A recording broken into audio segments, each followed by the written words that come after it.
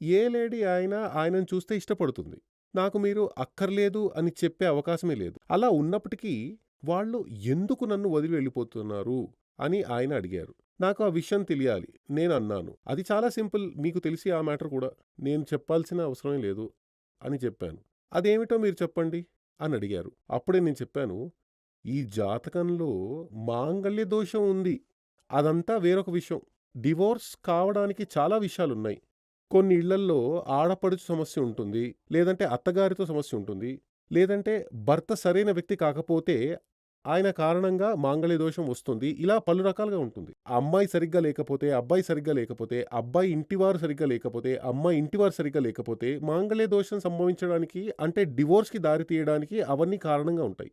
కానీ ఇక్కడ మీకు సంబంధించిన అలాంటివేమీ లేవు. మీ జాతకం ప్రకారం చూస్తే మాంగళ్య దోషం ఉంది. అది ఓకే. కానీ